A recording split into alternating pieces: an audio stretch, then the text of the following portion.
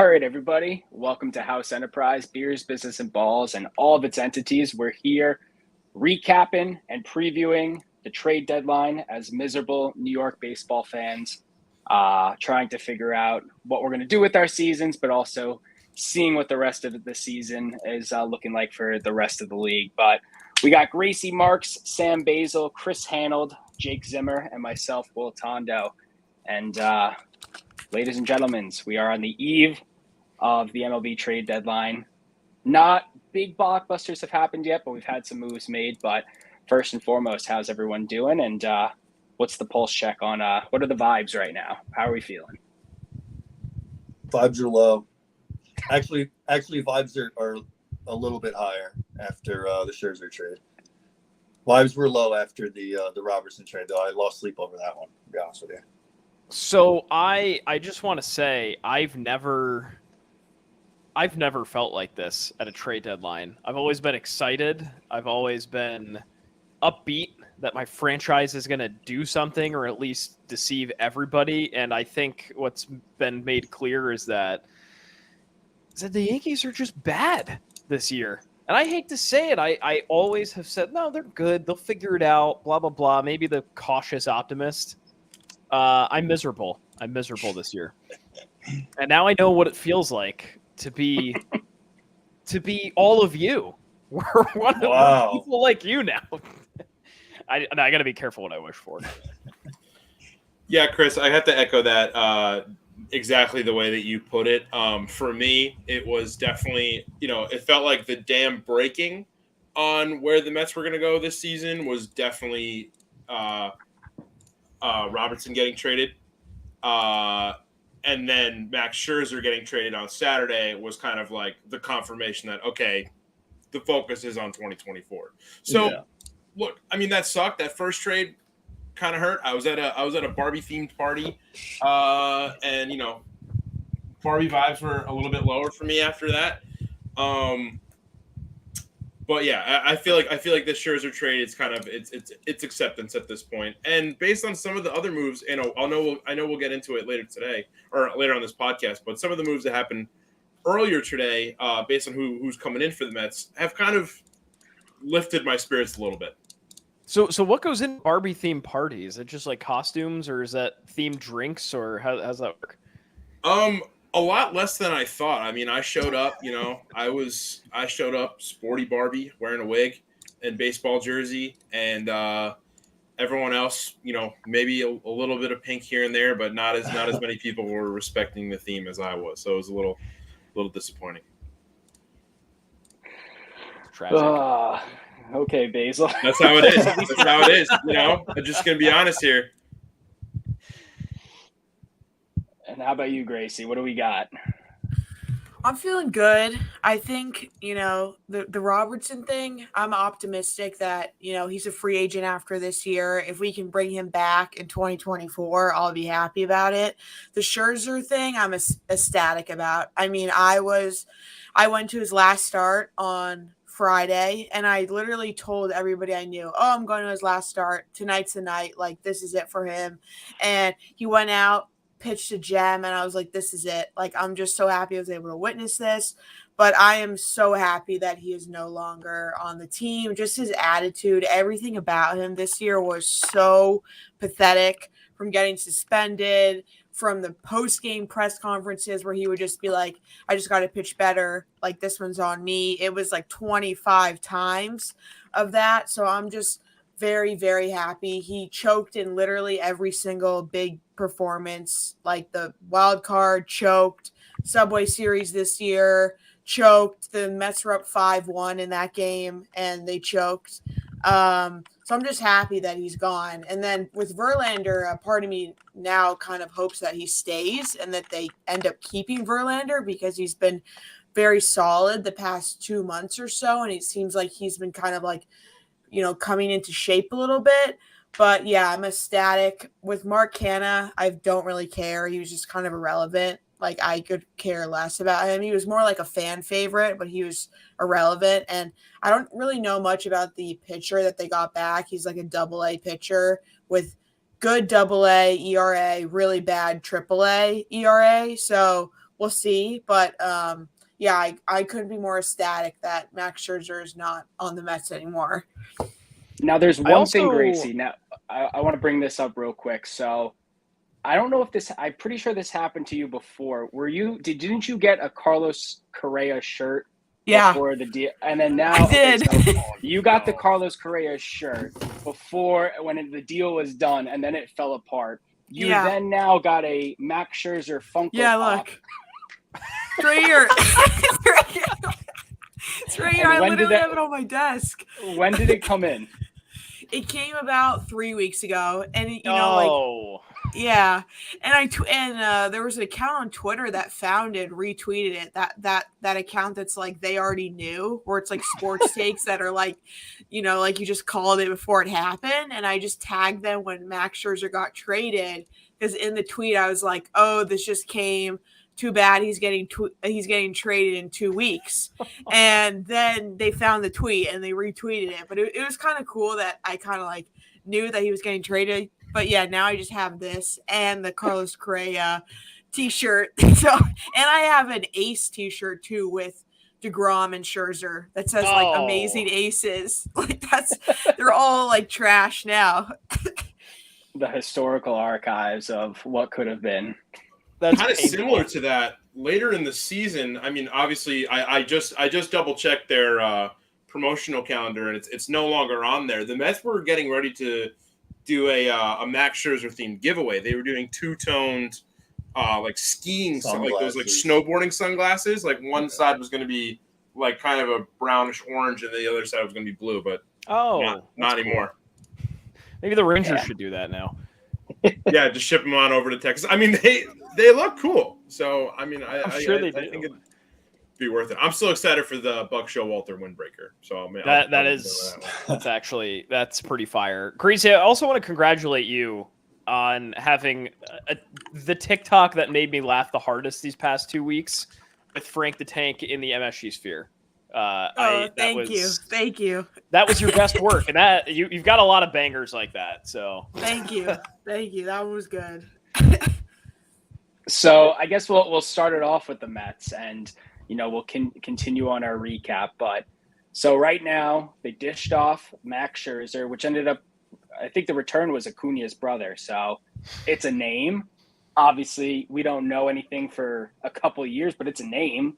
Like that's pretty solid. But on the back end, I believe the Mets are taking on how much of his contract? A lot. 15 million. A lot. like more than. I think more. I think it's like 25 million. Yeah. Yeah, the Rangers have like 22.3 or something like that, and the Mets have the rest of it. So you shipped off Scherzer, shipped off Robertson, shipped off Canna. Is there anybody else on the team that is on their way out? Fam, yeah. I bet my Brooks bottom Raley. Fam and Brooks Raley are going by tomorrow. Verlander's a weird one because it's like so many mixed reports. It'll be like 1 hour, it'll be like, asking price is too high, teams are out. And then the next hour, it'll be like, oh, never mind, Astros and Dodgers now want him again. And so I don't know what's going on with that. But like Gracie said, I would like to keep him if it was up to me, obviously. I think the narrative, too, from what I've seen, is that Justin Verlander also really likes being in New York. Yeah. And it's a different situation with his contract than it was with Max Scherzer. In the same vein as Mark Canha. I believe Mark Canha was going to be done by the end of the year. Max Scherzer was going to kind of be done by the end of the year, but he had the player option that he could pick up. But obviously, considering the way that the season has been going, there's no definites in that. And with Justin Verlander, he likes being there. He's really picked it up. I mean, his last 5 starts, he's got a whip of under 1. That's very impressive. I was there yesterday. He looked great. And there's no reason, if they can get it together in this offseason, which I think they're preparing to do, fingers crossed. There's no reason why you can't just wait if they're still underperforming at the next trade deadline to just think about it, think about moving them there. Yeah, there was a report where I read that said that he might, because he has a no trade clause. So there was a report saying that he might opt into that because he wants to stay. But is it Verlander who wants to stay, or is it Kate Upton who wants to stay in New York? Who knows?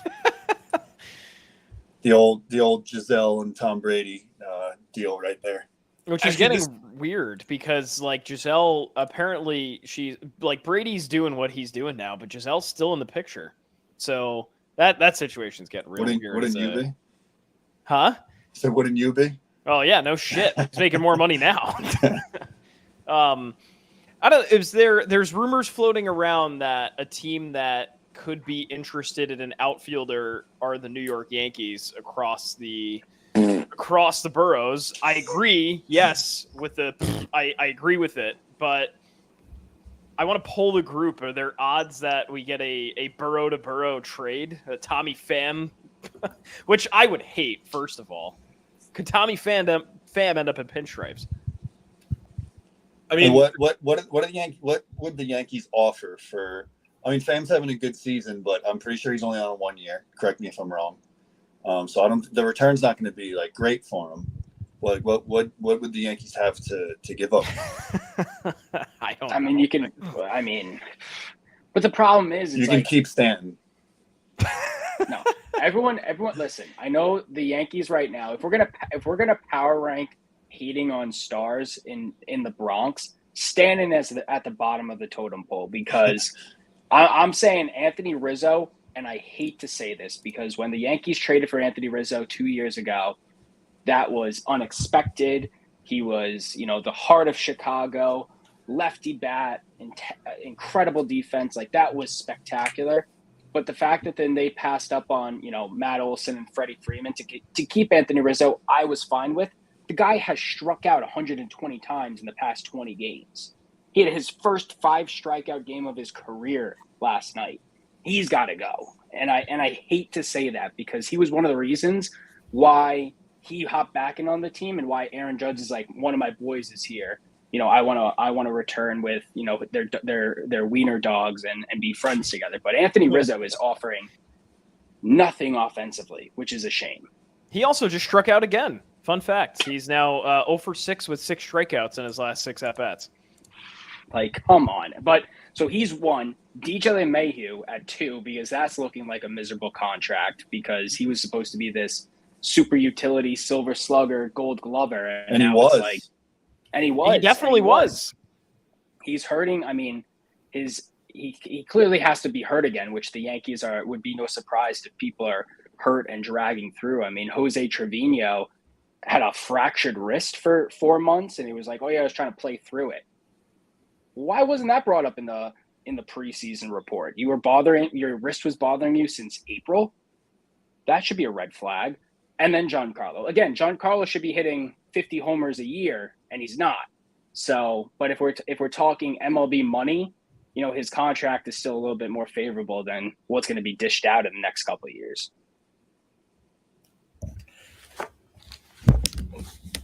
In terms of an outfielder, though, because you're mentioning Tommy Pham, we have a ballpark built for left-handed hitters, and we don't have any left-handed hitters.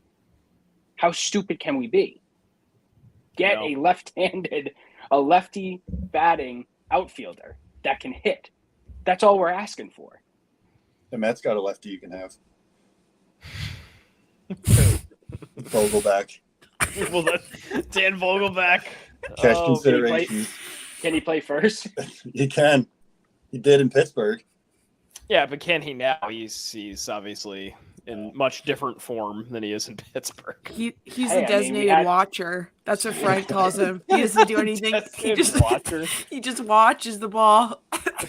If he could be the resurgence of Luke Voit, a big old Italian that has his shirt unbuttoned, I'll take it. I thought Voit was actually good, and I just don't think Dan Vogelback is. That's another. Voit is like hitting for Syracuse right now. Like he has like 15, 16 homers for the Syracuse Mets. But yeah. Maybe we could take Voit back. That'd be pretty fun. Voit for who you guys want? Voit for Stanton? No. I'll take it. Voit for Rizzo, straight up. Are you guys starting to get worried about these Gleyber Torres Miami Marlins rumors? My thing is, I personally like Glaber. One, two-time All-Star. He's 25, 26 years old. I think he's one of our best hitters on the team, and, consistently year over year has been one of our top-end hitters. Is he a little sloppy on defense? Yes. If the Yankees' future infield is an Anthony Volpe and Oswald Peraza in the middle of the infield, then trade Gleyber Torres now while his value is at a high. The problem is the Marlins wanted him last year. They were going to trade him for who is the pitcher? Pablo Lopez. Yeah. Which, I mean, that would have been an underdeal, in my opinion. And again, who are the Marlins going to give up for Gleyber Torres, who I'm not saying is a top end trade target like a Juan Soto type haul, but he's not a, couple of prospects type of player too. Like I would expect some kind of decent return for him.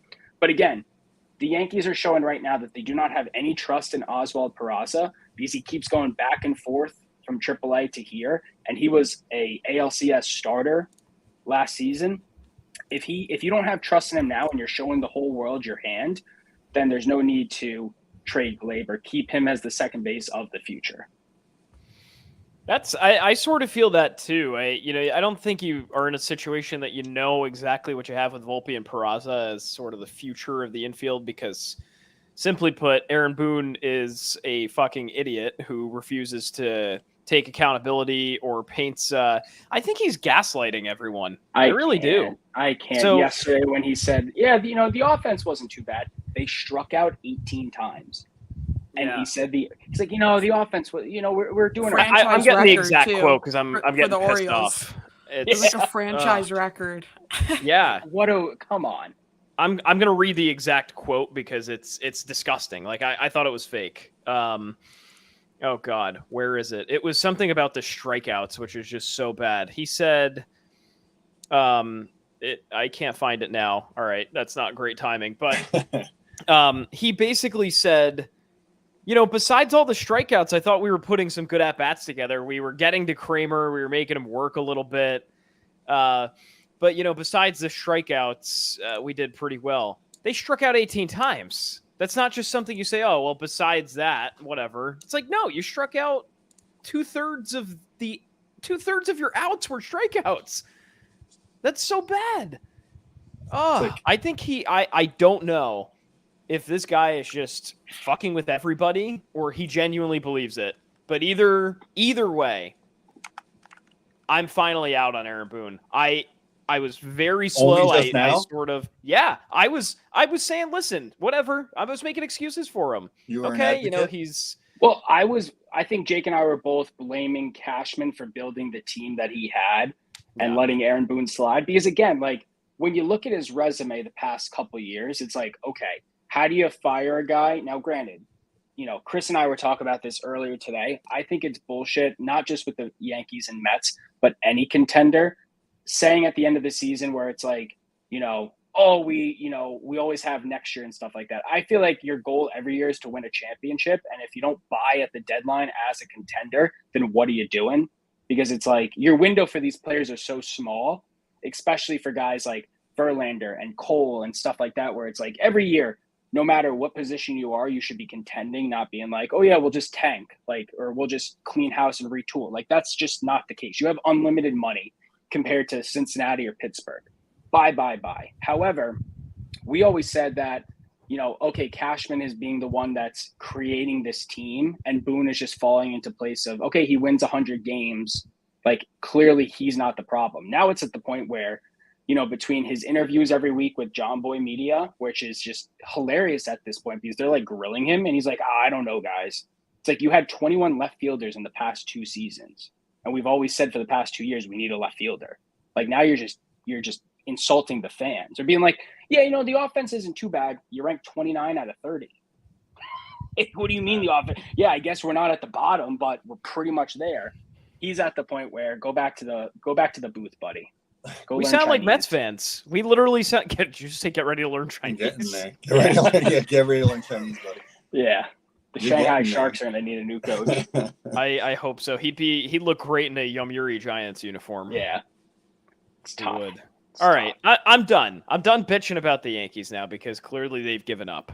I don't know. Does anyone have a clear-cut winner so far of this trade deadline? We mentioned, all right, nothing big for blockbusters. But I think there were some teams that made some good trades, but I'm curious to see who thinks they've got the winner so far at this point, which is Monday, July 31st at 9 p.m. I mean, I don't want to declare a winner yet, but I really do find it interesting Texas making the 1-2 punch of Scherzer and then grabbing Jordan Montgomery from the Cardinals, which, the Cardinals this year, I think I saw a stat saying that they are on their way to being a last place team in the NL Central since like the mid 90s when the NL Central like pretty basically became a thing. Yeah, it's uncharacteristic for them. It's nuts. They've really never been this underperforming, which is crazy. Yeah. So I mean, it makes sense. I mean, it's a very similar move, I think, to the Scherzer move. They've got a team that's in first place in their division. I mean, they're 3-7 in their last 10 games, but they're clinging on to a 1-game lead in the division over the Houston Astros. And I think by making some serious moves in their starting rotation, I think that's going to be what kind of sets them apart. I know we've been talking about Scherzer. Obviously, this is a down year for him, but I feel like him and Verlander, and even if we want to go through the whole, I mean, not the whole, but if we want to go through a little bit some other guys in the Mets rotation, I feel like Verlander, Scherzer, and Senga were all kind of trending upwards a little bit. I mean, Verlander and Senga more so than Scherzer, but maybe a change of scenery will kind of help spur that for Scherzer. So I think it'll be really interesting. I feel like Texas, it's kind of weird to call Texas like a smaller market team, but I feel like in baseball, people don't really talk about the Rangers as much, especially in the last couple of years in comparison to the Astros. But I feel like those could go under the radar, at this point in the summer compared to, whatever happens tomorrow. I feel like if Justin Verlander does get moved, that's obviously going to overshadow a lot of other moves that are going on. But I feel like if it's not the best move, it's just a move that people shouldn't forget about. Yeah. I mean, I think my winner right now, and time will tell come October, but it's the Angels. I mean, the whole rumor, like with the whole Ohtani situation. Now, do I think Ohtani is more likely to re-sign with the Angels? I think he might have just been pulling everybody's tail and probably would have just signed with the Angels anyway. I mean, there's a reason Mike Trout stayed, even with the enormous bag that he got. Like Mike Trout could have went anywhere and anywhere type of money. And Ohtani's the same, even more. I mean, I think Ohtani's going to field a $600 million offer. But instead of, and I'm not sure what packages were being offered truthfully. You heard what the media was saying on like what teams could offer and stuff like that. And honestly, for a 2-month rental, 3-month rental of Ohtani, what is it worth to give up for him? So they said, screw it. They decided to take him off the market, and then they decided to buy. I mean, grabbing a pitcher like Lucas Giolito, who, isn't having the best year in Chicago, but is still a name, still a solid arm.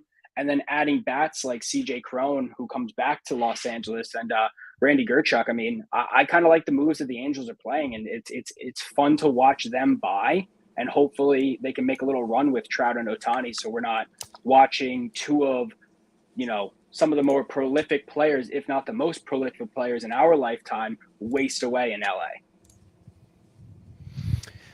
Yeah, I think I like that. I think time's going to tell, because you take a flyer on a guy like Giolito, who clearly has the talent, but he's like, it's in there somewhere, but it just hasn't been like people were talking about him for Cy Young last year before the season started. And I think he had like an ERA of at least high 4s or low 5s.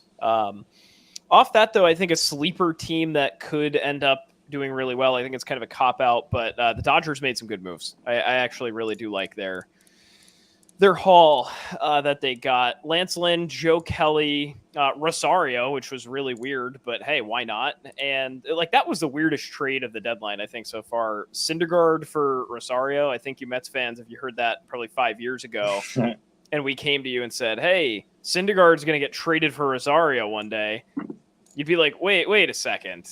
What the hell's going on here? Who left?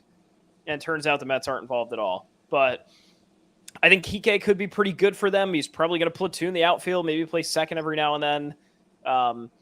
Who's crushing it right now is Max Muncy. And I feel like they missed that a lot last year. They missed a lot last year. They missed him and Bellinger doing well. Bellinger, the Dodgers wanted him back, but the Cubs are going to try to extend him, I guess, now. But I think the Dodgers they're always going to be one of those teams that, you've got the heavy hitters. You got to find the right pieces around them. These are not superstars that they've picked up, but they're guys that they've got playoff experience. Joe Kelly's got a ring on his finger. Lance Lynn has done well. This could work out pretty well for them. Yeah, I agree with Zimmer. I do think it's the Dodgers. They've been pretty sneaky. You haven't really heard much about them except for like the Lynn and Joe Kelly trade. But I'm looking at the tracker here. They've been doing a lot of under the table moves, and like Basil said with the Rangers, I thought it was the Rangers earlier because, like I said to Will, the Rangers aren't like they're not making headlines. They're not getting giant names really, except for Scherzer, but he wasn't good this year. But like the Rangers are getting who the Rangers need. They're not doing any blockbusters or anything like that. They're already leaders in the AL West. They're already looking like they're probably going to be the best team in the American League. So, they already have their core and their stars, and they're doing a really good job putting a supporting cast around them. And with DeGrom going down, they definitely need the pitching help, and they went out. Hopefully for them, they got it. I think Montgomery is going to be one that bites the Yankees in the ass, and it just sort of will hang on to them. I think you still make that trade if you're in that situation last year. Bader's been good when he's been healthy. He's been pretty reliable. He's got good defense. But, there is one of the finer things in this game is a tall, serviceable lefty with a really good breaking ball. And that's Jordan Montgomery. He's not going to throw 98, 99 miles an hour. He'll throw a decently hard fastball, but he's not going to blow anybody away. It's his off-speed junk, and he's going to go out there every 5 days and carve batters up. That's what you want. He strikes out a lot of guys, too. And in the loaded AL, I can't think of a better guy that you'd want to add at that point that would be on the market and ready to suit up. This might strike a nerve with you Mets fans, but is it safe to say the Braves are the team to beat? I think the Braves are World Series bound. What team needs to acquire X player to at least catch up with what Atlanta's doing? In the division, in the league, in general? We could start with the division because, the Marlins are in second place and are 11 games back.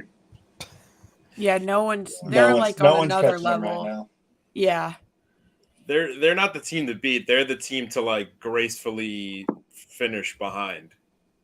At least in the NL East. I'm being serious. There's just nothing. Yeah. I see nothing, and it's I don't like the Braves, but that's just how it is this year. I'm not expecting some magical turnaround by some NL East teams.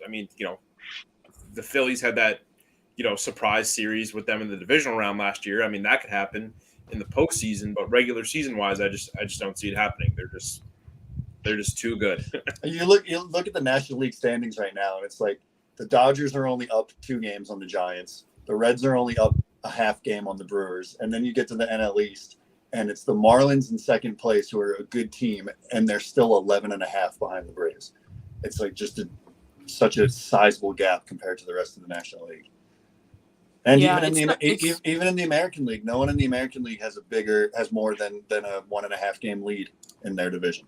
The Braves are the only team right now that's clear cut running away with their division. Yeah, it's not a rivalry like the Mets and the Braves. They kick our ass every single game. If we win 1 game against them in a 4-game series, I'm happy about it. It's like that Shaq meme where it's this is not a rivalry, or Charles Barkley or whoever. They kick our ass every single time. That's literally what it feels like.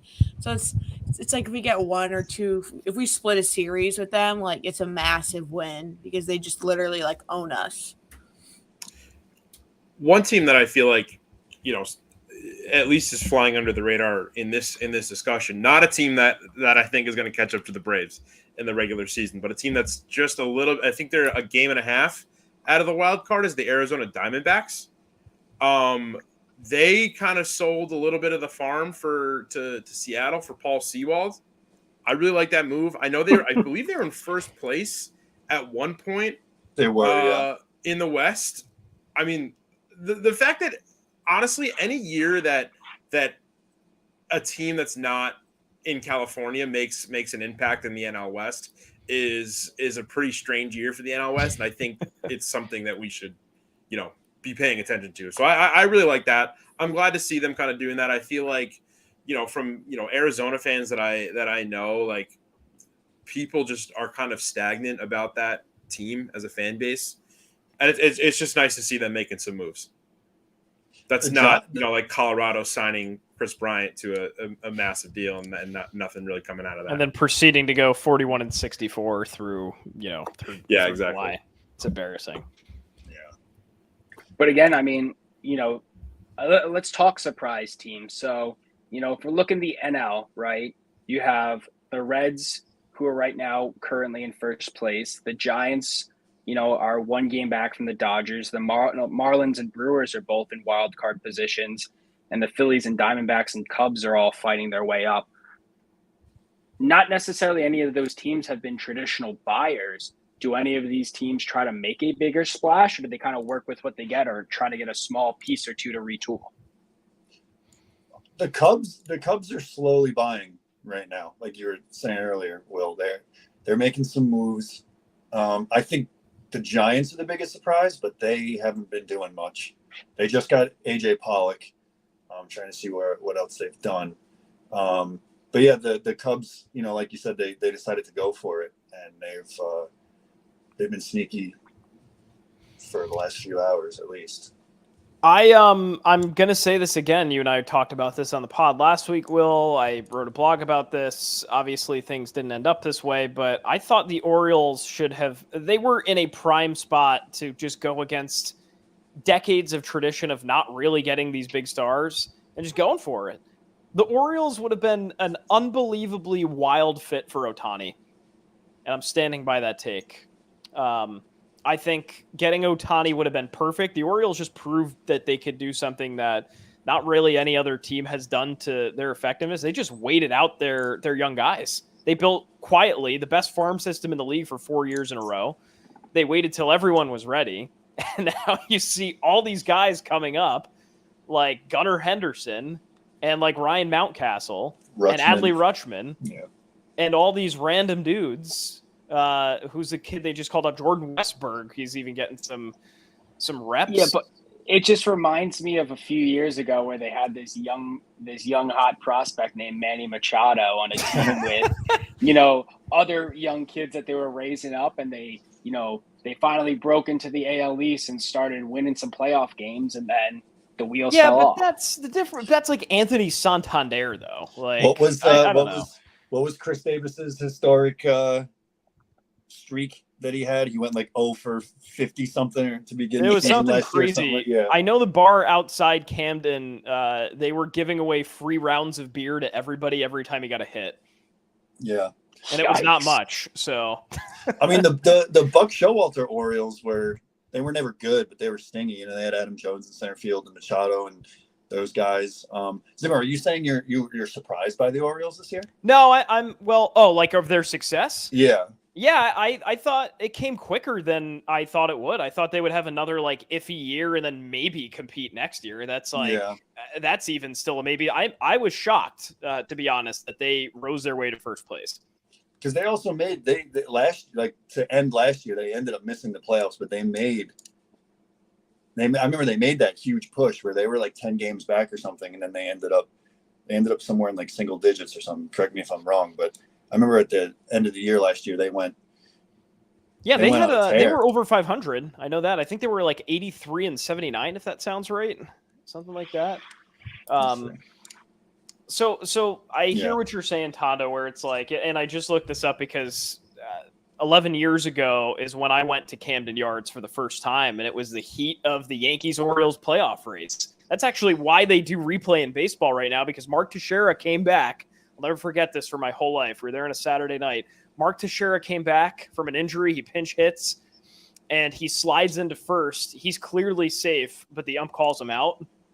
And that was a turning point in the Yankees season. I think the Yankees made the playoffs, but God almighty, were the Orioles the team to beat.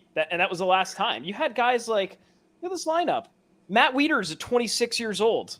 I don't even know he ever was 26. Adam Jones was just starting to heat up. Chris Davis he was hitting 270. He had 33 homers. I mean, that was a loaded team. And I think that was the last time that, like, you know, the Orioles really stuck out to me like they do now. But well, I mean, now we're at the point of baseball where, like, every game does matter and count now, because I remember 2 years ago, you know, the Orioles were a 100 loss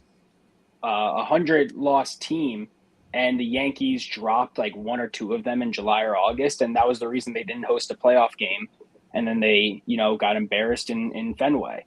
So it's like, now's the time where, even if the teams that are buying or the teams that are selling, you know, one win or one loss can really derail where you're going to end up come October.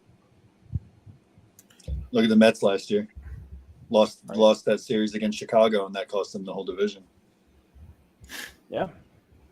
And that's what I think it fell apart with the Yankees too, because I still am going to hold this to Tondo, right? It was July 9th that the Yankees blow this lead. They're playing the Cubs in the Bronx. The Bellinger to the Yankees, rumors getting some heat. And then the Yankees let the Cubs just shit all over them for 2 games. And that was when the Cubs were like, oh, we're actually, like, we're going to the All-Star game. We're not too far out of this. Like, the Brewers are so volatile. You know, the teams in front of us might not be in front of us for too long. The Reds might not make it, right? So let's just double down, add some guys, trust our pitching a little bit, because Kyle Hendricks is starting to heat up. A couple other guys are coming back. Let's see how this works. And the Yankees fucked themselves over. I still think that was the turning point. So I guess, you know, let's pin the conversation to what the next few hours will look like. I mean, I haven't gotten any updates yet on new trades, but yeah, there's nothing yet. Nothing new. Who do you think the biggest name will be moved by tomorrow at 4 p.m.? Biggest name that will definitely be moved? Oh, that's tough. Or I was going to say the biggest name that people won't stop talking about until 4 p.m. is Justin Verlander, and I feel like stuff's going to be flying for pretty much all day. I mean, there were talks that seemed like, it seemed like going into this morning, people were like, oh, he's not going to waive the no trade clause, but now people are saying he might for the right deal. I mean, people are throwing out LA and Houston as a potential option. So for him to go back to Houston, I think would be, it'd just be kind of funny. I think it'd be hilarious. I mean, if I'm a Rangers fan, I'd come into this morning being like, oh man, we just made some great moves. And then with Justin Verlander coming back to the division, I'd hang it up right there. Not actually, but it'd be tough. But yeah, I mean, I feel like he's going to overshadow all conversations until we actually get a definite answer on where he's going. Does anybody know where the Padres stand with Soto? I feel like I haven't heard anything on that. They're out of it. I think they're standing pat, right? Well, I mean, they're so wishy-washy, because like now there's like reports that like they will take offers on like Blake Snell and Josh Hader, and like again, Juan Soto's a guy who is under control till next year, and they gave up a king's ransom for him. But if I'm not mistaken, the Padres in San Diego are in a little bit of a cash crunch, and he's going to be commanding a contract that probably starts with $300 million.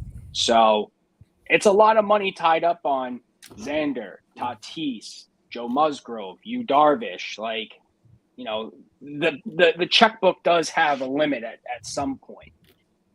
And if you're already, losing with the team you have now against a not so impressive San Francisco and up and coming Diamondbacks and the Dodgers, who will continue to be the Dodgers, try to regroup some of your assets that you had to trade away for these guys. I'd say so. I think the Padres and the Angels are in very similar situations right now. They're both in place to make a run at the wild card if they add, or the Angels are already adding. But if the Padres add, they're only 5 games out of a wild card. They're in position to go for it, but they're in similar situations where if neither one of them make it, they're gonna, it's gonna be really awkward having to answer questions of why didn't you get the maximum that you could have gotten from Soto and Ohtani when you ended up missing the playoffs anyway.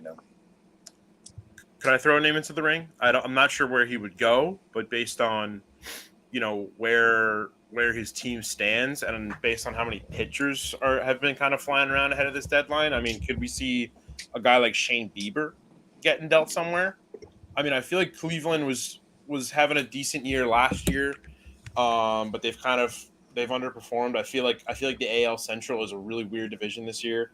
It's a little disappointing. The minor leagues. Yeah, it's not that great a division. I feel like the White Sox have kind of been selling a lot too. I mean, they sell every year, but yeah, I mean, I feel like I wouldn't be surprised if we see some more starting pitchers just flying around. Yeah, that's actually Shane Bieber is a pretty solid one. Yeah, that's true. I like the Bieber. I like the Bieber thought. I wanted to check on what the White Sox want to do with Tim Anderson. That really intrigues the shit out of me. Yeah, because he's had an underwhelming year. Say that. He's had an underwhelming year. He's starting to get it back in gear. He's hitting the ball better. He just had his first homer of the year, if you could believe that. He was injured for a bit in his defense, but club option next year, and that's it. So do they try to pawn him off somewhere that needs a speedy middle infielder, maybe a guy that can play a third outfield if he really needed to? I mean, the guy's 30 years old, 6 years of service. He's making $12 million this year. I don't know who would buy him, but he seems like a guy that would probably be pretty coveted. Like, I don't even know what the big suitors would be. Maybe if the Angels want to add more, Cubs are pretty much taken care of. I'm thinking of those fringe teams. And, I nothing's really coming to mind, but that's a guy that intrigues me. I feel like I hate to say this because it's like, well, like, why would they even trade for him? But like that, he looks like and sounds like a Dodger. Just because the Dodgers can. Because they can, and because they can't have Arenado. Yeah. Who's having a really good season too?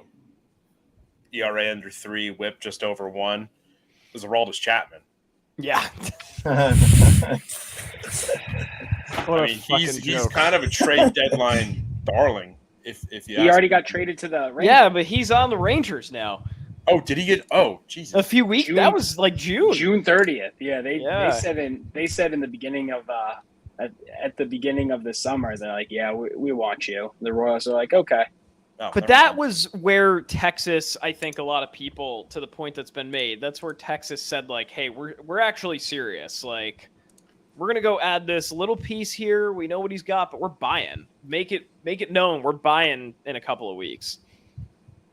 We got some breaking news from Brian Hoach or whatever. Not breaking news, but it says Yankees open to discussing trades involving Harrison Bader, Wandy Peralta, Severino, and IK Feeble. IK Feeble. IK Feeble. I mean, that's not like shocking, but you just got to start cleaning house. Like, you just got to start getting rid of them. That's BBB guest Brian Hoke too. Yeah, they're all expiring contracts, so don't let the door hit you out. And you know what sucks is I am such a big Luis Severino fan, and watching him rise in the ranks and being so dominant in October, and come back from injury. We signed him to a 4-year, $40 million deal, and it's like that is such a hometown discount for a guy who's an all-star and who is a dominant pitcher, rising in the ranks. he has let up, I think, 80 runs in his past 7 starts. You just can't do that. That is so embarrassing. And he even's like, yeah, I'm the worst pitcher in baseball right now. Yeah, a 7 ERA. Like, dude, first inning, like I missed the beginning of the game yesterday. And I hopped in on the second inning. I'm like, I'm not going to check Twitter. I'm not going to check, ESPN. I'm just going to go in. And I saw the score 6-1. And I go, all right, that's it. I'm done. How we're an inning in and you let up 6 runs. Like, what are we doing? So, if they can trade him for something, good for, and I hope he gets a chance somewhere. I mean, last year the Yankees traded Joey Gallo to the Dodgers, and everyone was like, DFA him. They traded him to a Dodgers, and they picked up a 13th ranked prospect in our farm. If we can get something out of Severino, because they're not going to re-sign him next year, I'll take it. Clayton Beater, who's where the hell is he now? AAA, I believe. Yeah, he is. He's got a 3.44 ERA. AAA, not too bad. 7-4. I'll take it. So, I don't know who's Severino's stock is just so it's negative. Like, he legit said, "I am the worst pitcher in the world." It's not exactly a great sales pitch for your club, but I mean, Joey Gallo is literally the worst batter ever. I think what's pissing me off right now too with the Yankees is what kind of dirt some of these players have on the franchise, because like Josh Allen literally like tore his calf and the team put him on the 60-day IL, where like gracefully it's like, hey, please, like, just don't come back. Like, you will have 14 hits on the year and only 10 of them are home runs. Like, you're not a good player anymore. And today he's like he's taking batting practice and like grounding balls. He goes, I want to come back next month. Dude, we don't want you. we did you a favor. You're a former MVP. You're not good anymore. Please just leave us alone. You guys could trade for well-known Baltimore Orioles outfielder Aaron Hicks. Yeah. They're gonna say Adam Jones. There was like a meme going around. I don't know if it was a meme or actually like serious, but they're like, oh, the Yankees are interested in like Sonny Gray from Minnesota. And I'm like, oh my God, we literally have to go backwards. Life comes full circle, don't you know? It's ridiculous. Sonny Gray and somebody else for IKF. I think it was New York Porch. New York Porch. I think did Tondo get porched? No. There was like actually no, I saw the porch one, but like there was actually people being like, oh no, the Yankees should actually consider Sonny Gray. And it's like, what? We're past this. He's not good in New York. So we've come to the conclusion that the Cubs are buyers, they're not sellers. So that takes Stroman and Bellinger off the board. It also takes Kyle Hendricks off the board. I have a feeling this is going to be a really boring trade deadline. Yeah.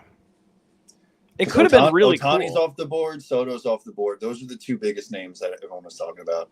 Verlander's back and forth. No one knows what the hell's going on there. The Cubs are staying pat. The Angels are staying pat. Like I said, it's just like a lot of fringe teams are going for it, which is good for the sport, but it's going to be bad for the deadline. Yeah, I agree. I think it had the potential to be really good, right? Because you see Ohtani go somewhere, you see Soto go somewhere. It's like, oh shit, now we're cooking with fire. We're not going anywhere now. Yeah. When the biggest name so far is in 2023 is Max Scherzer, that's how you know this one's going to be a snooze fest. Yeah. I have kind of a weird question for you guys that I was thinking about over the weekend. Specifically with Max Scherzer, this is kind of more of, since this is this might be a boring trade deadline. This is more of like a baseball philosophical question. Do you feel like something like a no trade clause in a contract is a bit of a like a damned if you do, damned if you don't situation, both for players and for organizations? Because I feel like when it comes to a guy like Max Scherzer and even Justin Verlander that we see tomorrow, that we might see tomorrow, I for a while, yes, on Saturday, I really thought there was a chance that Scherzer would,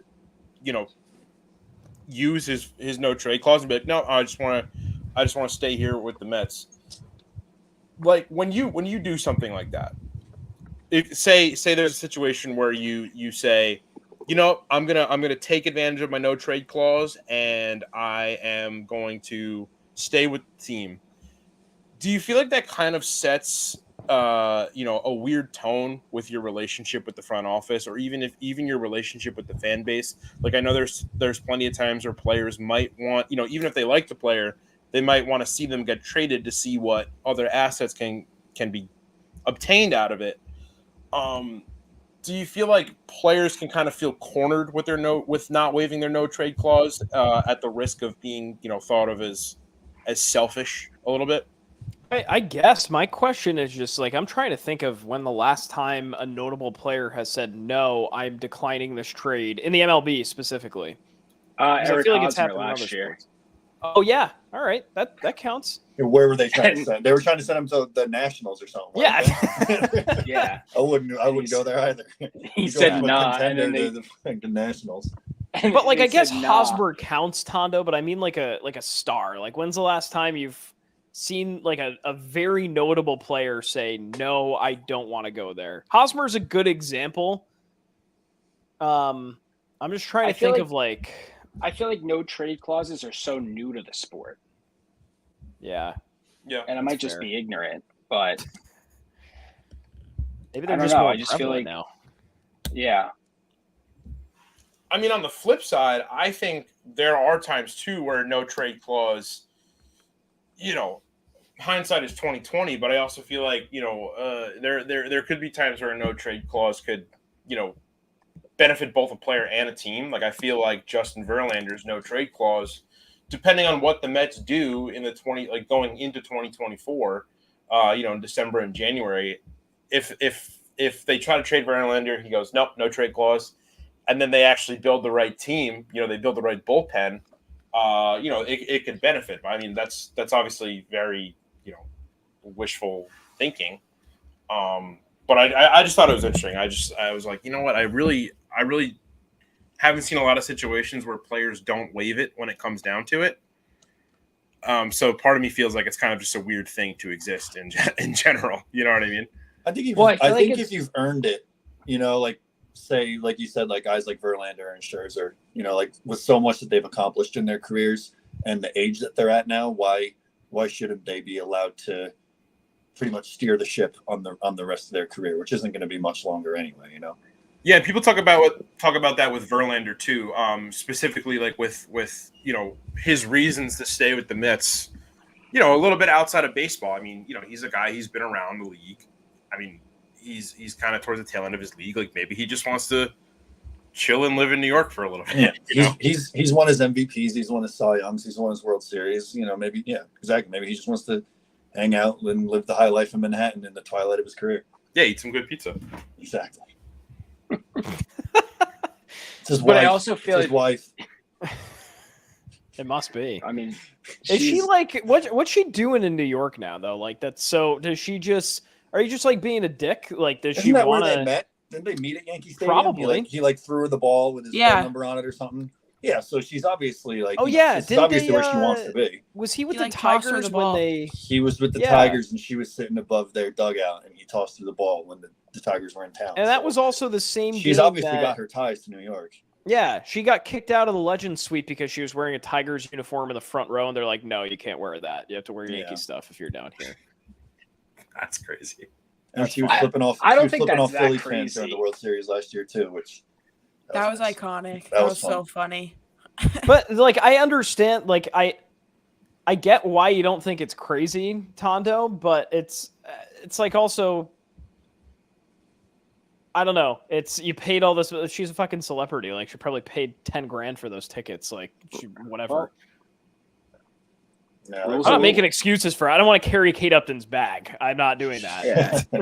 She's a suit. She got those tickets for free. She's a suit. Yes. They're doing just fine.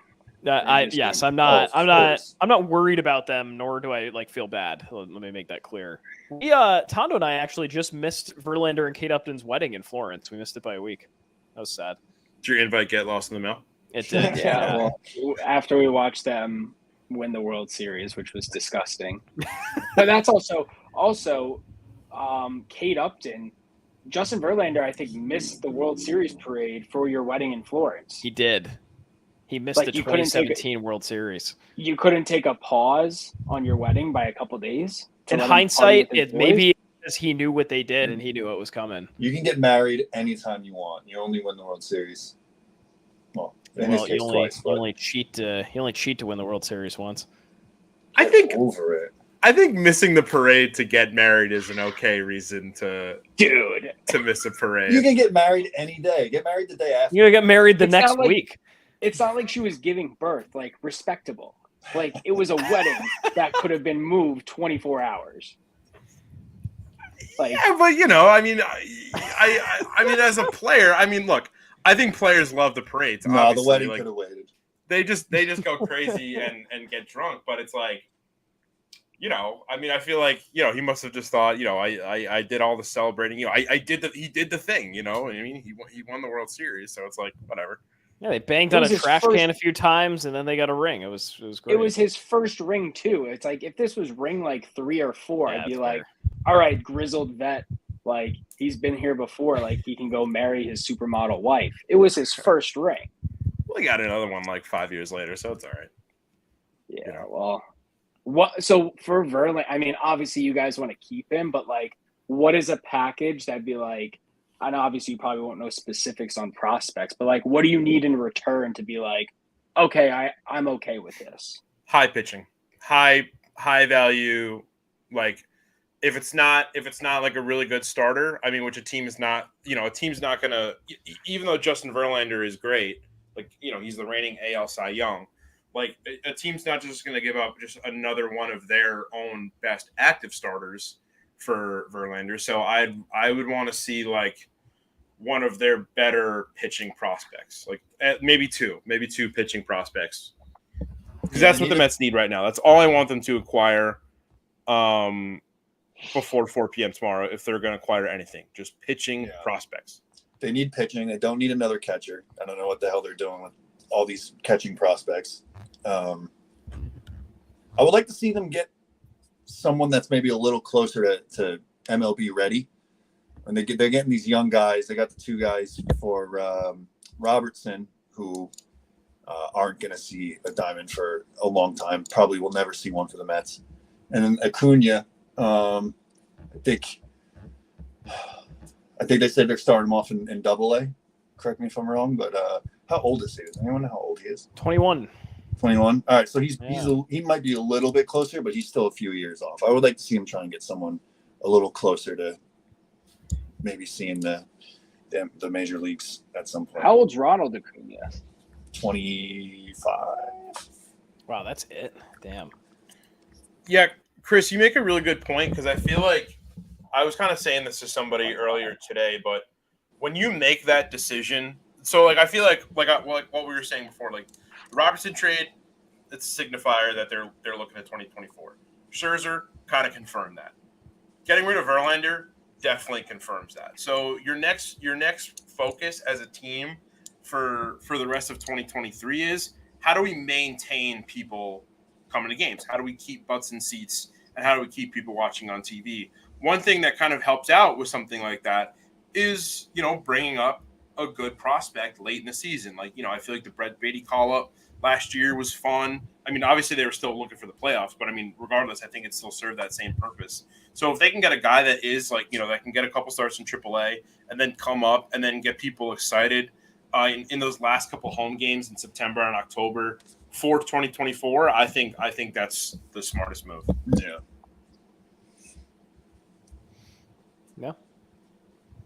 Well, I think we've covered a lot. Does anyone have any closing arguments or thoughts? You guys want to see the Yankees be buyers or sellers? I would like to see them roll over and crash and burn in hopes that Aaron Boone goes back on ESPN. So sellers. There's no one to buy anymore. Who they gonna buy and who they gonna sell? I never thought Anthony Rizzo was gonna be traded from the Cubs 2 years ago. I knew the Cubs were considering selling, but like they sold weird because like they kept Ian Happ and kind of retooled and stuff like that, but broke up the core. Like, they could come in tomorrow and completely, get me Yasmani Grandal to catch and Dylan Cease as a pitcher, and I'd be like, okay, interesting. It doesn't necessarily it prolongs a slow and painful death, but at least you cared. But at this point, who is there to buy that can truly change this season around? If that would have been the case, you would have traded for Juan Soto and Luis Castillo last year. Yeah. Hey, if the Marlins are in the market for a shortstop, they're looking at Glaber. Speaking of shortstops on teams that aren't going anywhere, what's stopping them from looking at Javi Baez? Why are the Tigers holding on to him at all? Isn't his money too much of a isn't his contract too big? It's Miami. They got money. I don't even know what is his contract. I think it's a lot for some reason. He's wasting away in Detroit. Talk about what a stupid move for the Cubs. Chris Bryant's with the Rockies.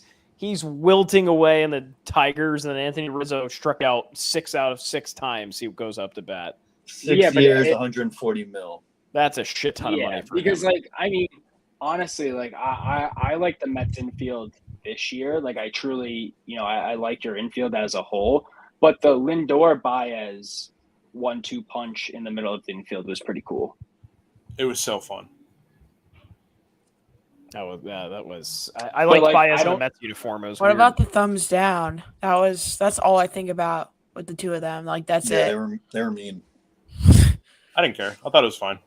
Yeah, and I have no sympathy for Chris Bryant because he could have went anywhere and he wanted to be in Colorado for the bag. He stinks now too. So he could have just signed in San Fran again, re-upped, and everyone would have been like, "Cool, all right, he's gonna mash a bunch of homers out there, and he's gonna have a great career."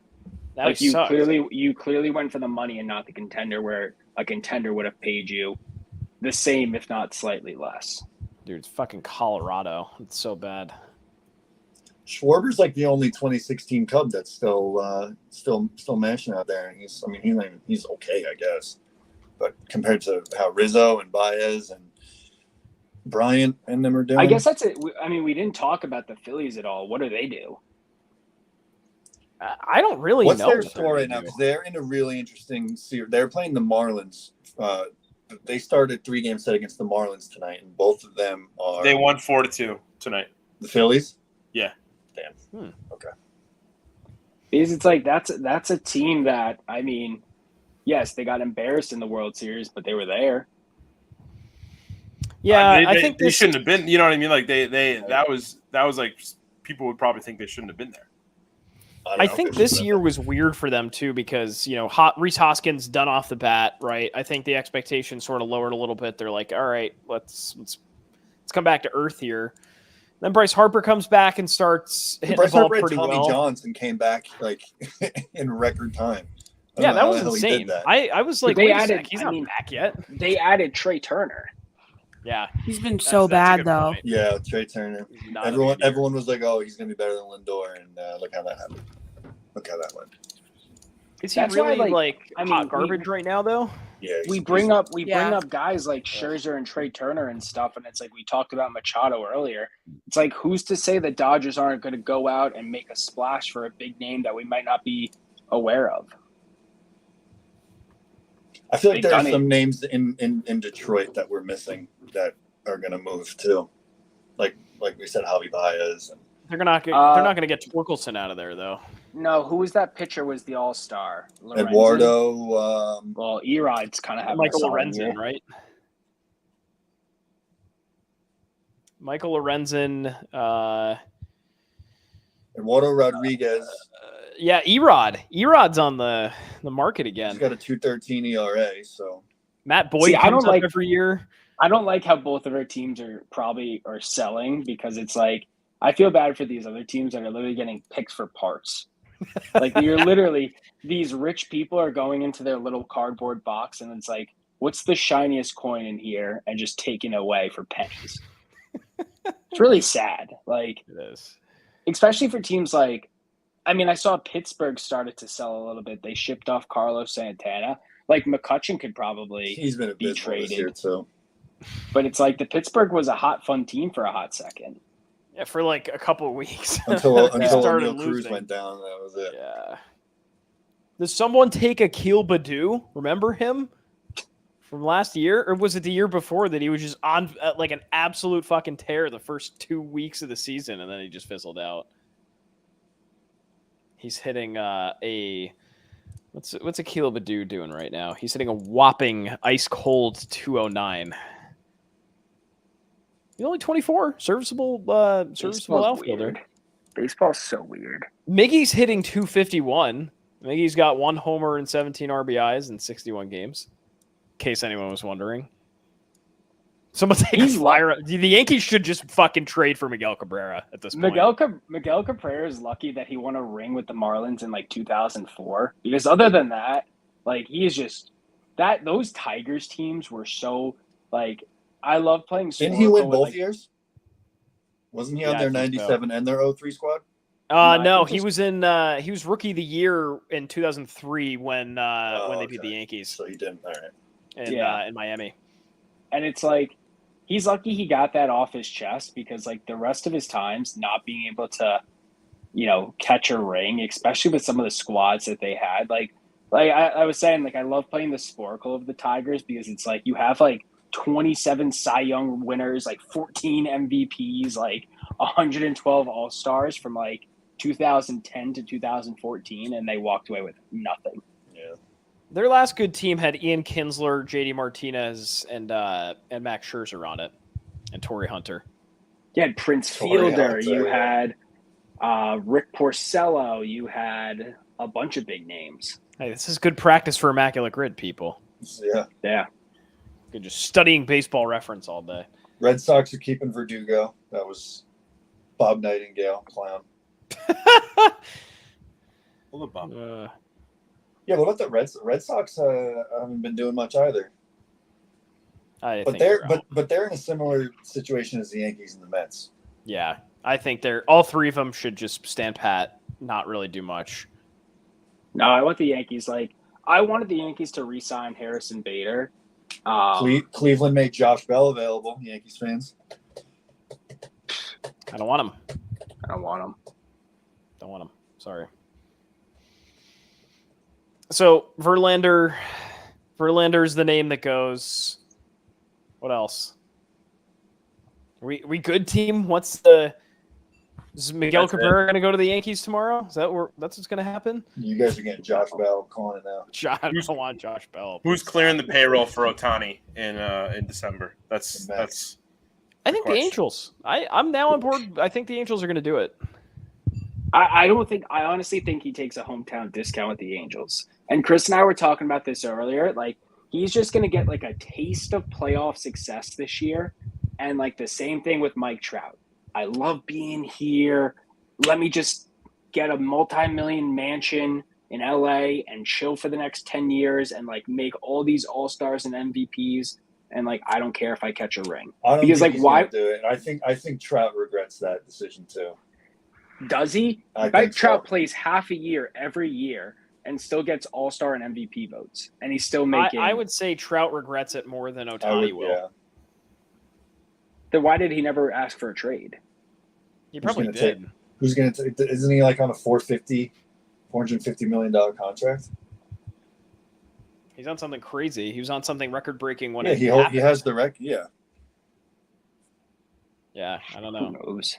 I think Ohtani, gun to my head, Ohtani gets shelled the money by the Angels. Maybe they hire a real manager instead of that ass clown Phil Nevin. I have to say that because of his time as the Yankees third base coach.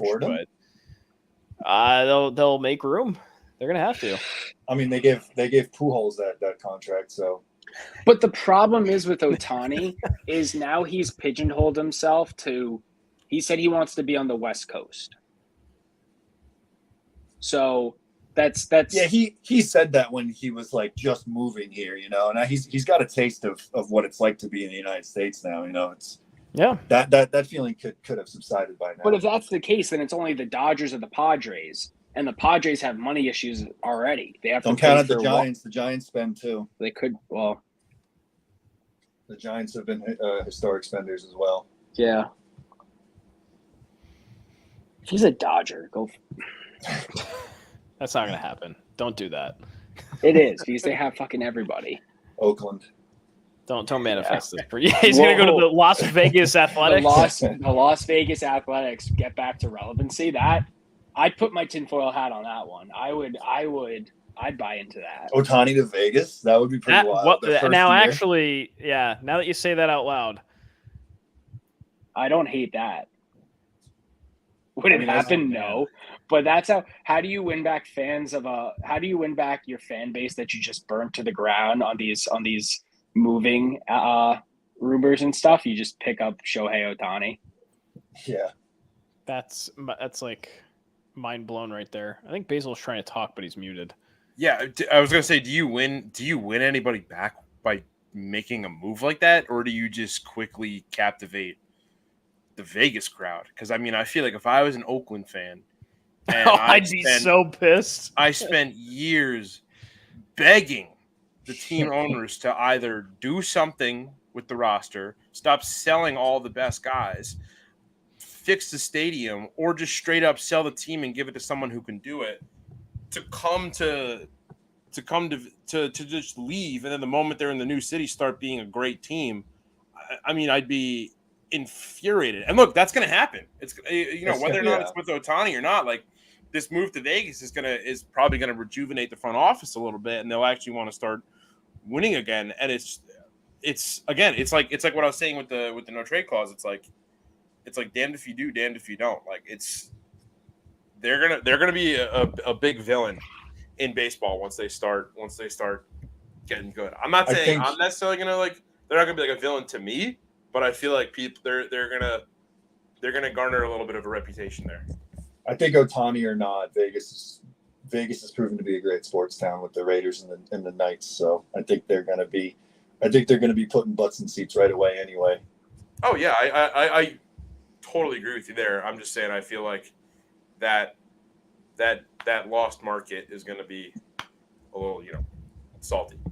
Yeah, and Ohtani or not, Oakland's done. So, sad. R.I.P. Any closing thoughts? Yankees lost, so that's that. That's my closing thought. Send them the moon. For football season. Aaron Boone and Brian Cashman should recuse themselves from their jobs, and that's all. And I think Verlander is going to look real good in Dodger blue. What do we have? 3 more Saturdays till college football? Yeah. August week 0, I think, is the 28th. Can't come soon enough. So soon. College football back here at Live. Regular football, that's going to be fun. Honestly, I mean, I like this summer, but fall's where it's at. A little bit cooler. Thursday. No way. Yeah. Jets Browns, Canton. Yeah. Crazy. Yeah, it's a Canton game. And the Jets are the underdog, so take it. Well, I assume Aaron Rodgers is not playing. is Zach Wilson playing? Yeah, if it's Zach Wilson, I may stay away from that. Yeah, you get your feelers wet on your bets. I'm so ready to lose more money. Responsibly. Yes, responsibly. Come on. And using the DraftKings Sportsbook. Yeah, no. Wow, this is it. We're counting ourselves out of the playoffs. We're selling out the deadline, and we're moving on to football. That's where our head's at. Sad hour. We should have had OnlineTherapy.com sponsor this one too. Yeah, this is depressing. And then the same thing. We're all gonna hop in football come the trade deadline then and be like, all of our teams suck. Oh, I'm not. It's not getting any better for me, people. No. Yo, I got a question about. I know we're off topic now, but I want to get your thoughts about this Patriots. I saw a picture of Mac Jones and Ezekiel Elliott out to dinner. Yeah, they were waiting for people. They were waiting for people. That sucks. So bizarre. They were watching that. You didn't see they were watching the sunset at Seaport. That's weird. Yeah, they were. You didn't see Max had his hand on his thigh. He was pointing out the different boats going by. two opposite clear people. Just like Mac Jones is like, I feel like is talking to like paint drying. You know, he does not have much personality. He's a boring guy, but it's fine. And like they're sitting on the same side of the table. That's weird. He's still in Boston apparently, so they're trying to get a deal to like he would have just left if it didn't work. So I guess they're trying to make it work. You can have Ezekiel Elliott. He's trash. You know what who did him in was the Bryant football coaches camp, and they talked him into it. Yeah, right. Yeah, right. They were there. All right. Well, that's our show as we get to the late hours. Basil handled Gracie, Zimmer, and myself. We'll catch you tomorrow as our teams sell away for nothing, and we watch the Dodgers be the clear winners. And that's baseball for you. Thanks for having us. Talk to you later.